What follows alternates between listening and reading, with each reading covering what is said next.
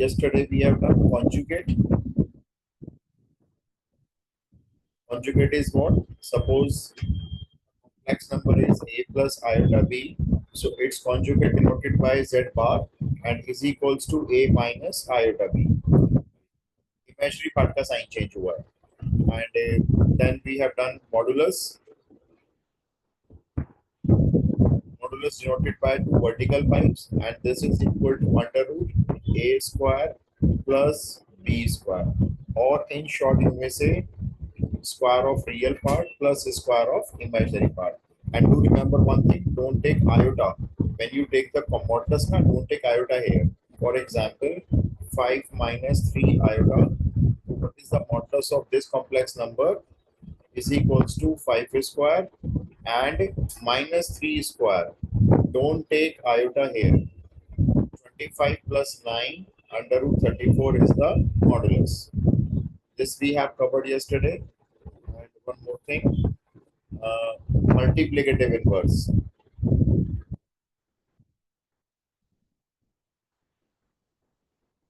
Don't write on the screen.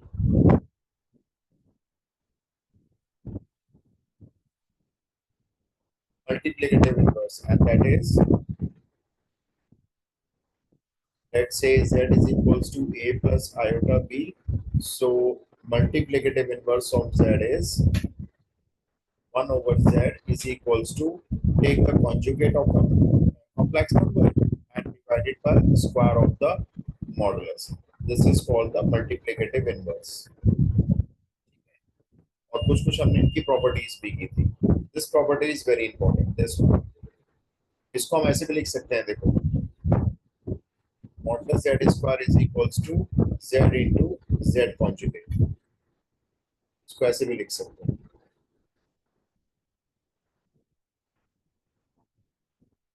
Alright, ये थोड़ा सा हमने क्या कर लिया, थोड़ा सा. तो आज हम लोग थोड़ा सा आगे चलेंगे. विल डू आज प्रिंसिपल आर्गुमेंट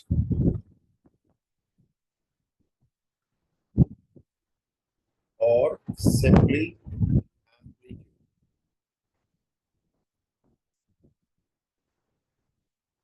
प्रिंसिपल आर्गुमेंट और एम्पलीट्यूड.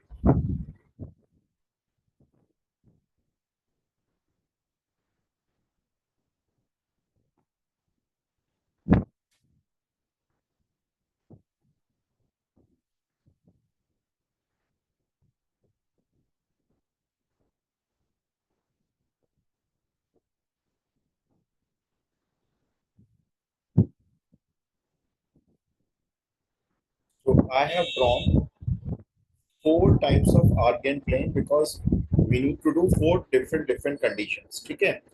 अब सुनो ये क्या होता है Argand. ये हमारी रियल एक्सिस है और ये हमारी इमेजिनरी एक्सिस है. ये इमेजिनरी है, ये रियल है, imaginary, real and so on in all the 4 cases. ठीक है. लेट्स से हमारा जो complex number lying in first quadrant यहाँ पे लाई करता है and coordinates are a, b. So जब हम ओरिजिन से इसको ज्वाइन करते हैं, इफ यू रिमेंबर, तो ये चीज हमारी, जैसे हमने इस फिर से ज्वाइन किया, तो ये होता है हमारा मॉडुलस, इसकी जो लेंथ होती है. राइट. अब आपको क्या देखना है,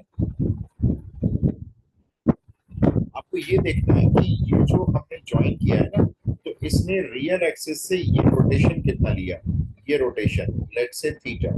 तो ये आपको थीटा निकालना है. तो theta is called the principal argument और सिंपली एम्पलीट्यूड. तो उसके लिए आपको क्या करना होगा. अच्छा आरव, एक मिनट, तो मैं फैन स्लो करता हूँ. I know fan is very fast. Just wait.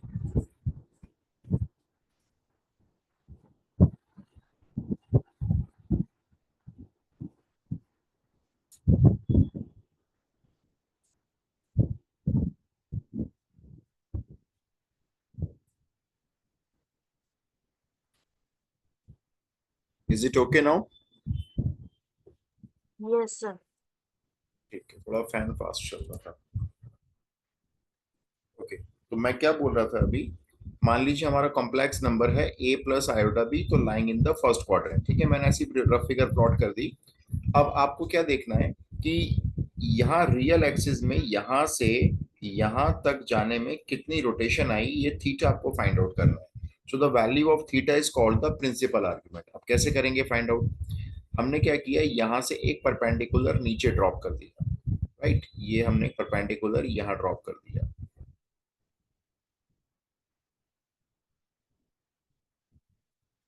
अब थोड़ा सा फिगर को बड़ा बना दूं, थोड़ी सी छोटी लग रही है फिगर ये।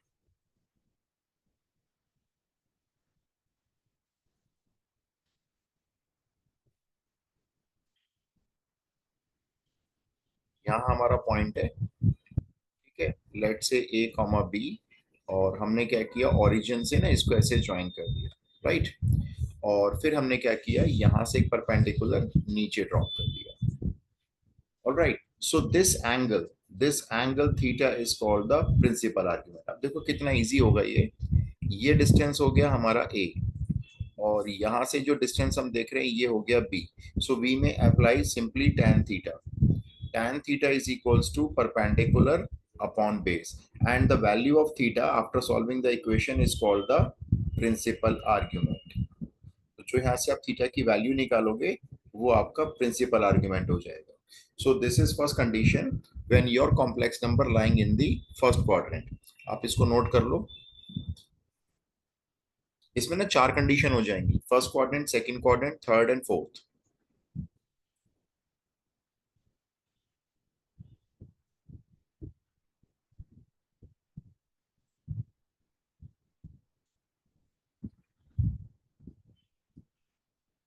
When you done, just let me know कि you have done.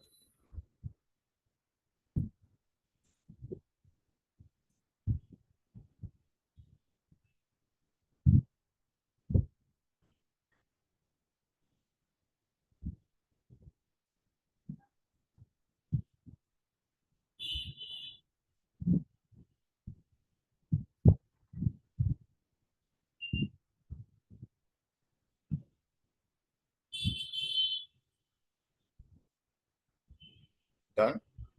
Sir done.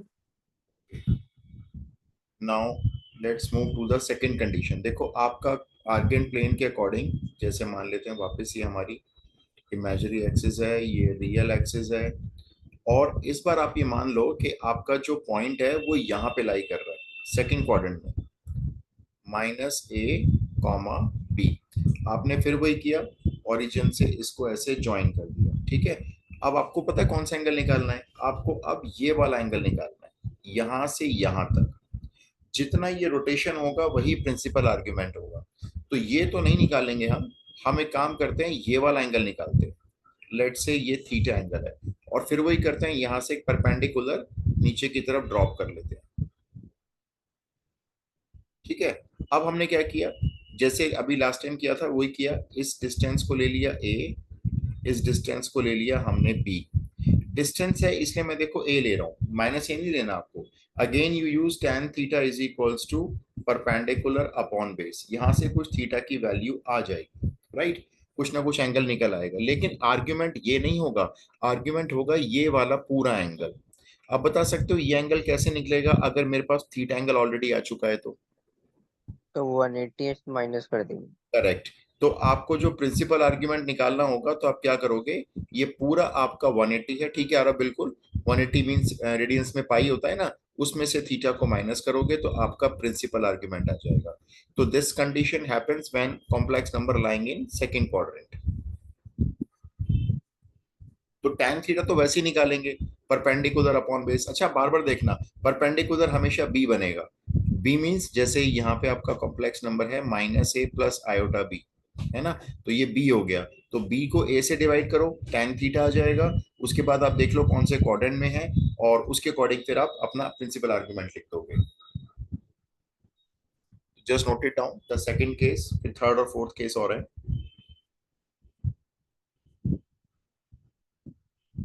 Sir हम वहां से एंगल इसलिए ले रहे हैं ना क्योंकि हम एंगल हमेशा एक्स एक्सिस से मेजर करते हैं। यस यस, आपको जो और प्रिंसिपल आर्गुमेंट निकालना है वो रियल एक्सिस से ही निकालना है। यहां से इस पॉइंट से कितनी रोटेशन करके ये लाइन, ये वाली जो लाइन है, तो यही आपका एंगल प्रिंसिपल आर्ग्यूमेंट कहलाएगा, और सिंपली ठीक। भी कहेंगे। Okay, now let's have third condition.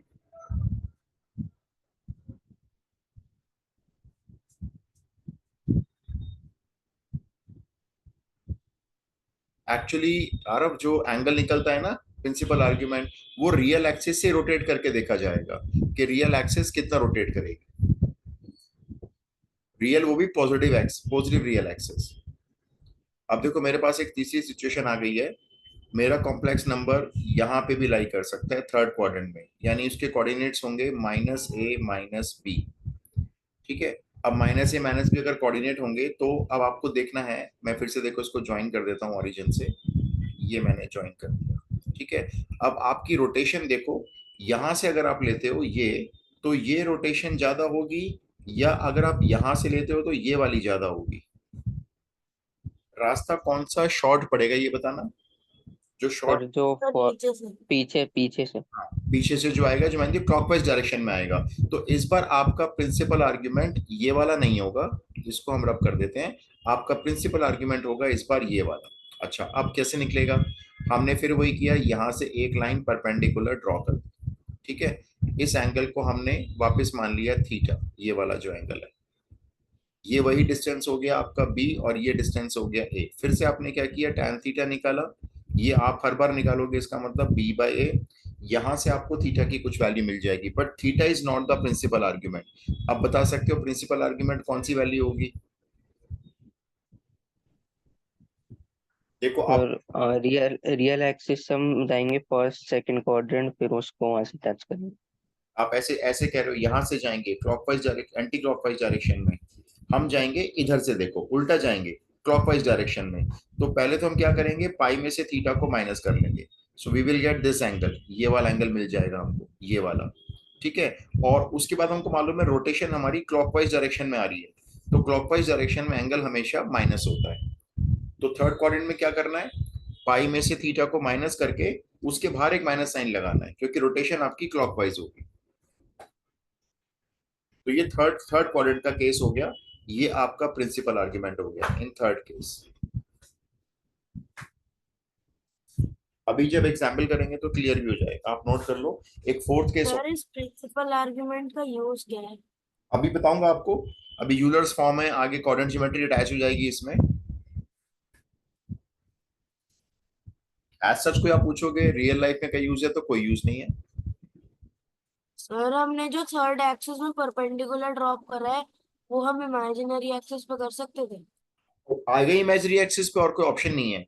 यहां से परपेंडिकुलर अगर हम रियल एक्सिस पे ड्रॉ करेंगे तो वो रियल एक्सिस पे आएगा। इमेजिनरी से एंगल निकालेंगे ना, तो वो ये वाला एंगल आ जाएगा, ये वाला।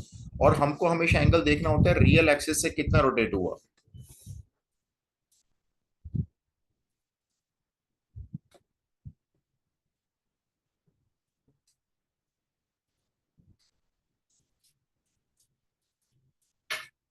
ओके। अब एक फोर्थ कंडीशन और देख लो आप, बहुत यूज है अभी ना इंटीग्रेशन डिफरेंशिएशन का। तो देखो, आप जब भी आर्ग्यूमेंट निकालते हो आरव, तो आपको क्या करना है, आपको पहले पता करना है कि आपका कॉम्प्लेक्स नंबर कौन से क्वाड्रेंट में है। ठीक है। तो फर्स्ट सेकंड थर्ड फोर्थ में हो सकता है, कहीं भी हो सकता है। तो जैसे मैं केस और लेके आपको दिखाता हूँ। लेट से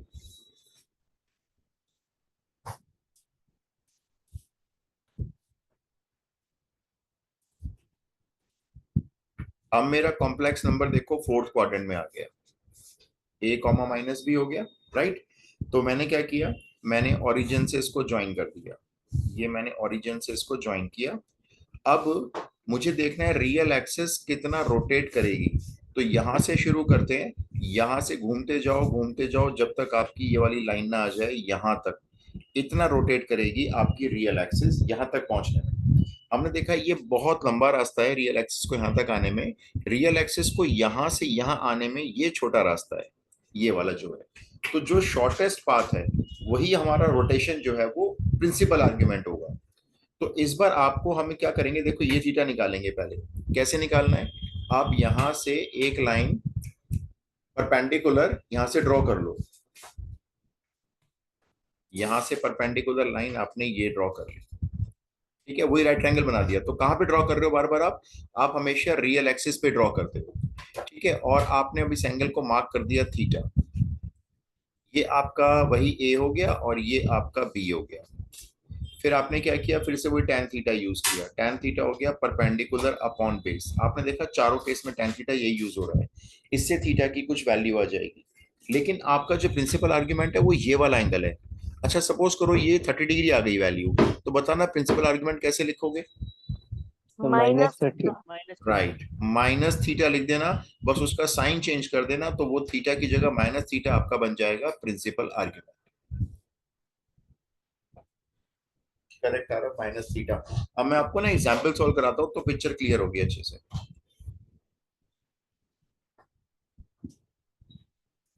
आज तो स्ट्रेंथ बहुत कम आई है।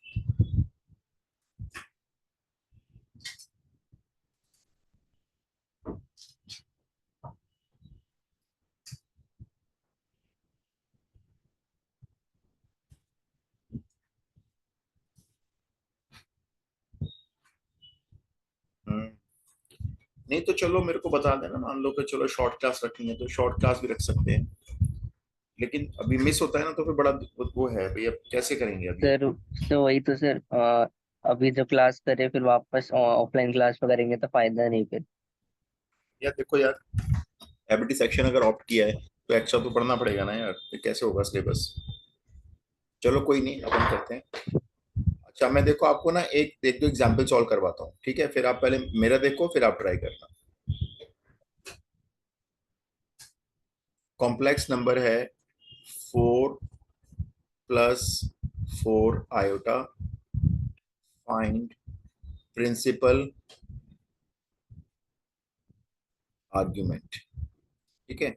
अब देखो अगर मैं इसको प्लॉट करूं तो 4, 4 इसका मतलब दोनों तो पॉजिटिव है। 45 डिग्री। Correct 45 degree. तो देखो ये ना हमारा लाई करेगा फर्स्ट क्वाड्रेंट में, ये हमने याद कर लिया। तो आपने ना फर्स्ट क्वाड्रेंट में इसको देख लिया कि फर्स्ट लाई करेगा। अब इसको फिगर बनाने की जरूरत नहीं है, अगर आप बनाते हो तो वेल एंड गुड। जैसे आपने मान लो एक छोटी सी फिगर बना दी है, ये यहाँ पे लाई करेगा 4, 4, ठीक है, ऐसी रफ फिगर है ये। अब आपने क्या किया, ओरिजिन से इसको ज्वाइन भी कर दिया, ये ज्वाइन हो गया। फिर आपने क्या किया, यहाँ से परपेंडिकुलर भी ड्रॉप कर दिया नीचे, ठीक है। अब आपको बस ये एंगल फाइंड आउट करना है, ये एंगल थीटा, करेक्ट 45 डिग्री। अब ये डिस्टेंस 4 हो गया, ये डिस्टेंस भी 4 हो गया, तो tan थीटा की वैल्यू हो गई 4/4, दैट मीन्स 1। तो थीटा हो गया आपका π/4। और आपको पता है फर्स्ट क्वाड्रेंट में जो थीटा होता है वही प्रिंसिपल आर्ग्यूमेंट होता है। तो tan theta is equals to 4/4, ये फेयर में करके दिखा दो आप, is equals to 1, and theta is equals to π/4। So therefore principal argument, principal argument को ना खाली आर्ग्यूमेंट भी कह सकते हैं, इज इक्वल्स टू π/4, आंसर हो गया। अब जैसे एक और केस लेते हैं, देखो ये सिंपल था। फिगर बनाना कंपल्शन नहीं है, आपको बनानी है बनाओ, नहीं बनानी है मत बनाओ।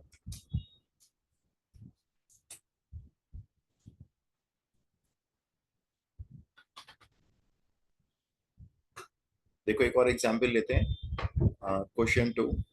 Late say z is equals to -√3 plus iota, ठीक है। Find argument of z। अब बताओ ये कॉम्प्लेक्स नंबर किस क्वाड्रेंट में लाई करेगा। Sir second quadrant. सेकंड से, सेकंड क्वाड्रेंट। करेक्ट सेकंड में लाई करेगा। तो अब देखो मैं फिगर नहीं ड्रॉ करूंगा इस बार, मैं पहले तो निकालूंगा tan थीटा। tan थीटा मैंने आपको बताया हर केस में b/a होता है। b मींस इमेजिनरी पार्ट, तो यहाँ पे इमेजिनरी पार्ट 1 हो गया और रियल पार्ट आपका √3 हो गया। जब भी आप tan थीटा यूज करोगे ना तो यहाँ कोई नेगेटिव साइन नहीं आना चाहिए, यहाँ पे भी और यहाँ पे भी। तो ये आपका थीटा हो गया सीधा सीधा 30 डिग्री, π/6 हो गया। लेकिन क्योंकि सेकंड क्वाड्रेंट में है आपका आंसर 120 आ रहा है यार, 120 नहीं आएगा ना। देखो पाई आपका 30 डिग्री हो गया, so therefore principal argument, हाँ पास ठीक है।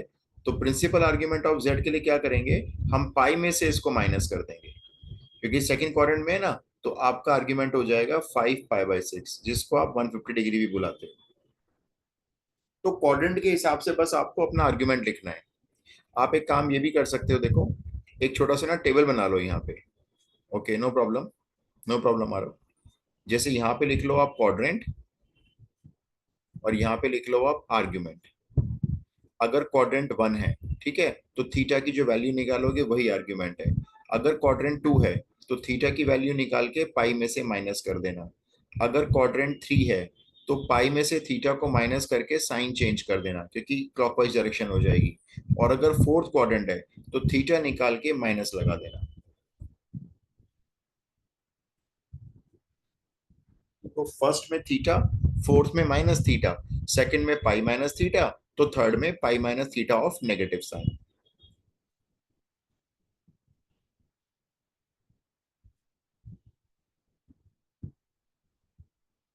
Got it? तो अब इस अगर हम थोड़ा सा इसको तो हम लेंथ अपना आंसर डिग्री या रेडियन किसी में भी दे सकते किसी हैं। में भी दे सकते हैं, एज यू विश, कोई फर्क नहीं पड़ता। ये तो वही बात होती है, जैसे लेंथ किसी ने बोल दिया 100 सेंटीमीटर, किसी ने बोल दिया 1 मीटर, तो कोई फर्क नहीं पड़ता इससे, आपकी मर्जी है।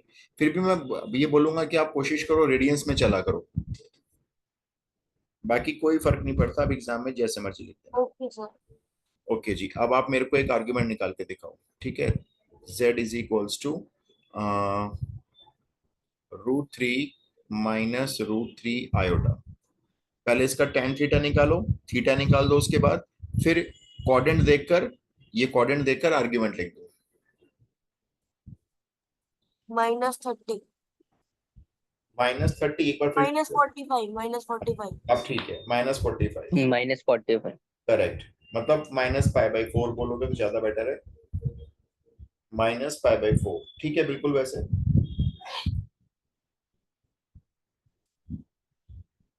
डन।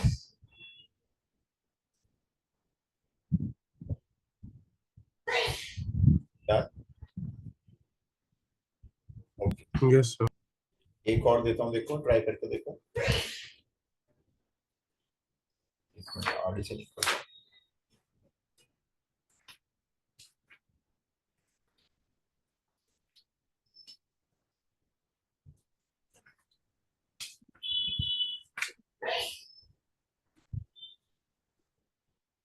अब आपको निकालना है, कॉम्प्लेक्स नंबर है 1/1 प्लस आयोटा। अब बताओ इसका आर्ग्यूमेंट निकालने के लिए सबसे पहले क्या करोगे?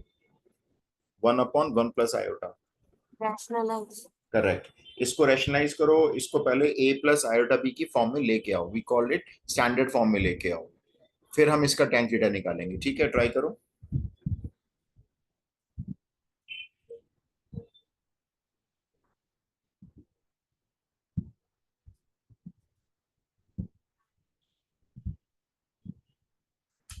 पहले इसको रैशनलाइज वगैरह जैसे कह रहे हो ना, पहले वो कर लो।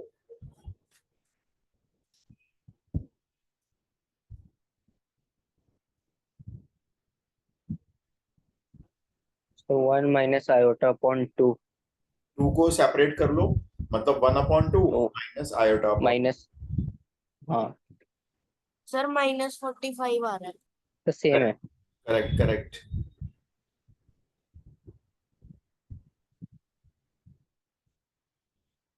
Correct part. इसको पहले हमने 1 से ऊपर नीचे मल्टीप्लाई कर लिया होगा सबने, है ना, तो ऊपर आ गया होगा 1 - आयोटा और नीचे आएगा 1² minus iota square. Iota square की वैल्यू -1 होती है, तो ये आ जाएगा 1 - आयोटा अपॉन 2। आप इसको ऐसे लिख लोगे 1/2 माइनस 1/2 आयोटा। हाँ, करेक्ट पार्ट। अब ये स्टैंडर्ड फॉर्म में आ गया आपकी, ठीक है। अब आप इसका tan थीटा निकाल सकते हो। तो tan theta is equals to imaginary part upon real part, cancel हुआ, 1 हो गया, तो थीटा हो गया आपका π/4। और लेकिन ये थीटा निकला है, आर्ग्यूमेंट नहीं निकला।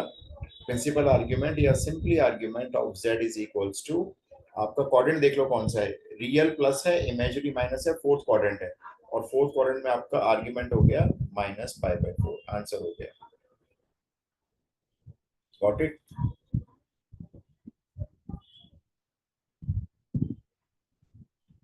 एक और दूंगा, एक और करो, एक और कर लेते हैं।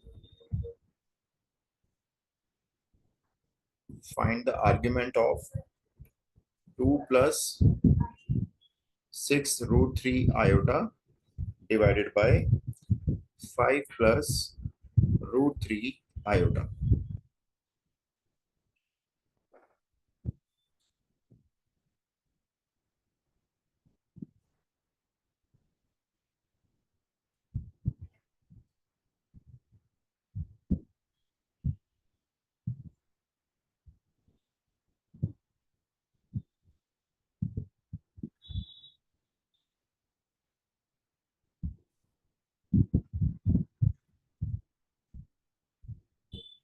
हाँ, इसको पहले रेशनलाइज कर लो आरव, ठीक है। इसको ना ऐसे स्टार्ट कर लो, 5 माइनस रूट 3 आयोटा से ऊपर मल्टीप्लाई और 5 माइनस रूट 3 आयोटा से नीचे मल्टीप्लाई। तो ये सिंपलेस्ट फॉर्म में आ जाएगा ना, स्टैंडर्ड फॉर्म में। फिर निकाल लेंगे इसका tan theta.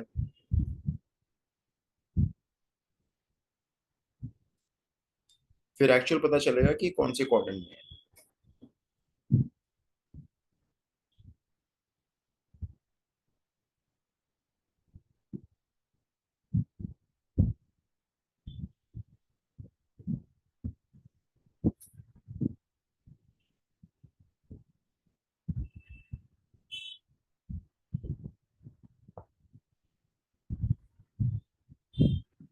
Sir 60 degree. 5/3, just wait. हाँ ठीक है, ये क्वाड्रेंट फर्स्ट में आ गया क्या? सर π/3। हाँ ठीक है, 5/3 आ रहा है।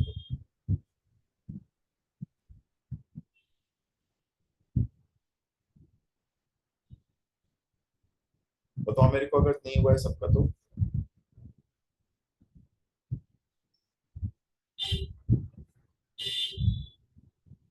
Sir done 60 degree. ठीक है, ये पूरा सॉल्व करके क्या बन रहा है? ये पूरा जैसे सॉल्व करके कंप्लीटली क्या बना? 1 सर प्लस रूट 3 28 आयोटा। हाँ कॉमन वगैरह ले। या सॉल्व करके 1 प्लस रूट 3 आयोटा। यस। ठीक है, बस फिर तो tan theta is equals to imaginary part root 3 upon real part 1, so that implies theta is equals to π/3। और हमने क्वाड्रेंट चेक कर लिया, ये फर्स्ट क्वाड्रेंट में लाई करता है ना, तो देयरफॉर थीटा ही आपका आर्ग्यूमेंट हो जाएगा। So we write argument of z is equals to π/3। अगर सेकंड में होता तो पाई में से माइनस करते, थर्ड में होता तो पाई में से माइनस करके नेगेटिव कर देते, फोर्थ में होता तो माइनस π/3 कर देते। Is this done? Is this clear?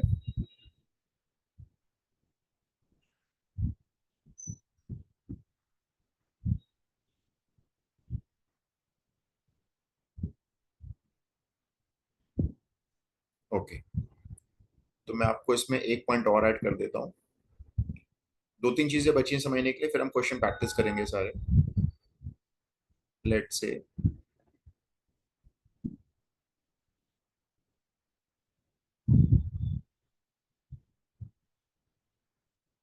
Polar form of complex number. किसी भी कॉम्प्लेक्स नंबर को हम लोग पोलर फॉर्म में रिप्रेजेंट कर सकते हैं। ठीक है, अब क्या होती है पोलर फॉर्म समझो, काफी इंपॉर्टेंट है।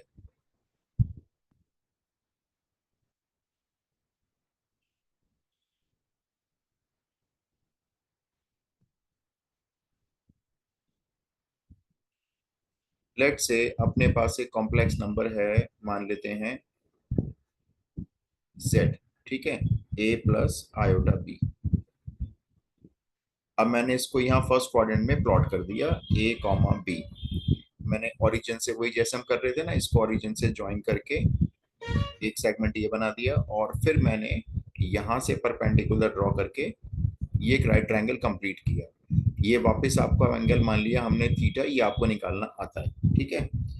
ये डिस्टेंस है आपका a और ये डिस्टेंस है आपका b। इतना क्लियर है?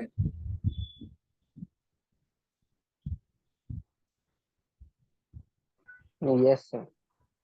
Yes sir. अब हमारा जो z है ना, देखो वो a प्लस आयोटा b है। अगर मैं आपको बोलूं इस ट्राइंगल में, अच्छा बताओ ये यहाँ से यहाँ तक की जो लेंथ है, ये इसको क्या बोलते हैं? ओरिजिन से इस पॉइंट को join, modulus. Modulus. Modulus. Root a square plus b square, इसका सिंबल होता है ये।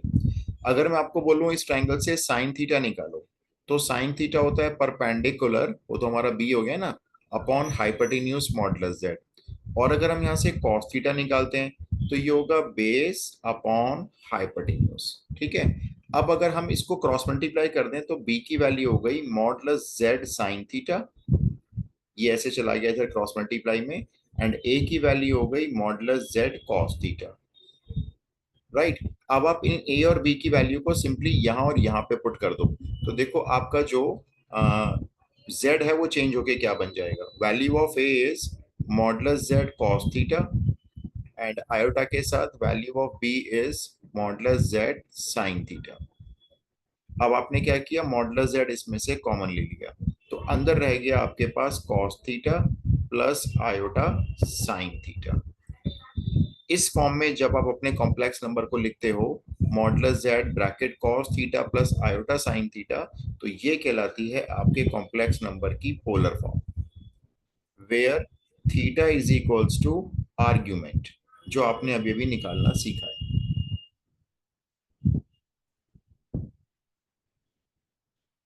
राइट। इसको नोट कर लो, बताता हूं, बहुत ही आसान है।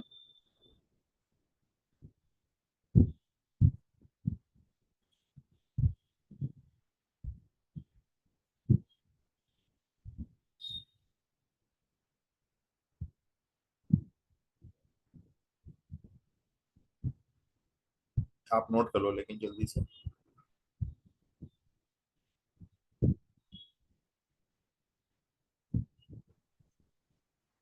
सर इसमें पोलर फॉर्म क्या पूरा है?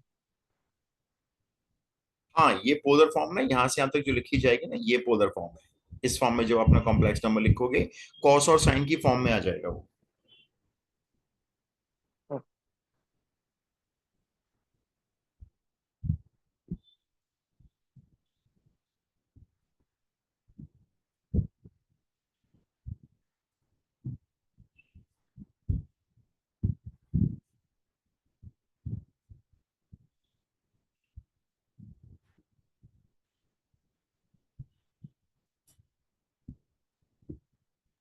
सर लिख ली। लिख लिया, ओके। तो मैं आपको बताता हूँ, क्वेश्चन करके देखो कैसे करना है।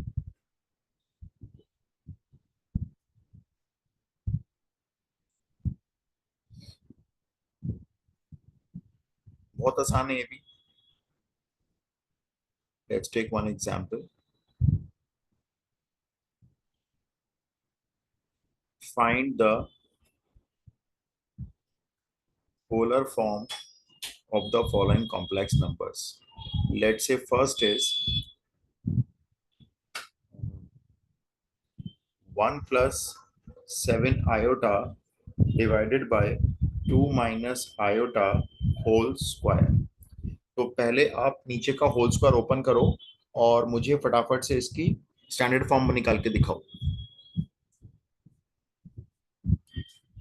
होल स्क्वायर ओपन करके ना स्टैंडर्ड फॉर्म में लिख के दिखाओ इसको।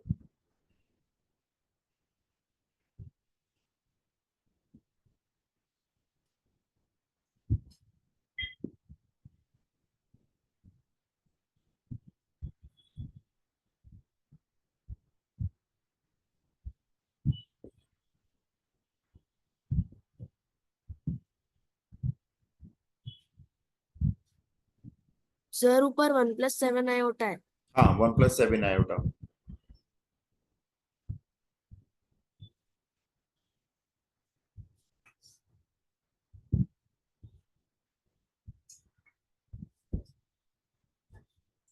ये आ गया, सॉल्व करके देख लो नीचे।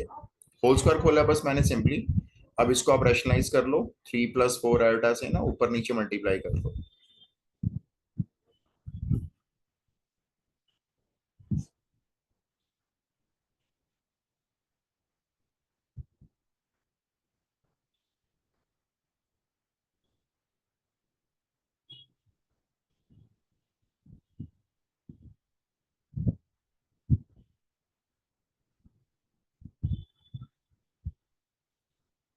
ये आ रहा होगा आपका -25 plus 25 iota and divided by 25 common लेके कैंसिल करोगे तो -1 प्लस आयोटा। चेक करो ये स्टैंडर्ड फॉर्म आई है। यस सर, यही आ रहा है। ठीक है, अब देखो आपको पोलर फॉर्म के लिए ना सिर्फ दो चीजें निकालनी है। सबसे पहले हम निकालेंगे हम इसका मॉडुलस क्या है, तो इसका मॉडुलस निकालते हैं। देखो modulus is equals to under root a square plus b square. A आपका -1 है तो -1 का स्क्वायर करेंगे, एंड बी इज योर +1 तो +1 का स्क्वायर करेंगे, तो मॉडुलस हो गया हमारा √2। अब हम निकालेंगे इसका tan theta. tan theta is equals to imaginary part 1 upon real part 1 is equals to 1, तो that implies theta is equals to π/4।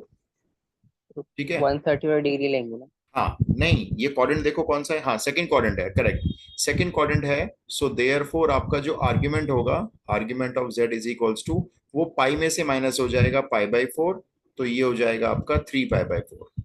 तो देखो दो चीजें निकालनी आनी चाहिए, मॉडुलस हमें निकालना आता है, आर्ग्यूमेंट हमको निकालना आता है। तो just write the polar form in next step. अब मतलब आपका आंसर लिखना है आपको सीधा। तो polar form is equals to,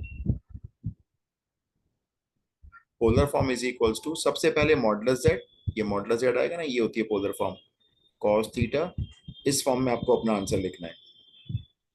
तो modulus z is √2 bracket cos theta, theta हमारा है 3π/4 एंड प्लस आयोटा साइन 3π/4। ये हमारे कॉम्प्लेक्स नंबर की पोलर फॉर्म हो गई। That's all. सर यहाँ कॉस और साइन की वैल्यू रखनी है? अगर हम इनकी वैल्यू रख देंगे ना, इसको सॉल्व कर देंगे, तो यही आ जाएगा वापस, ये वापस आ जाएगा। इसको तो हमने इसमें कन्वर्ट किया है, तो इसको हम सॉल्व करेंगे ना, तो वी गेट दिस बैक। तो हमें करना नहीं है सॉल्व, ऐसे ही छोड़ना है इस आंसर को। पोलर फॉर्म आप क्यों सीख रहे हो? बिकॉज पोलर फॉर्म के बाद आप लोग सीखोगे इसी से यूलर्स फॉर्म, और फिर आप इसमें लगाना सीखोगे डी मोइवोर्स थ्योरम।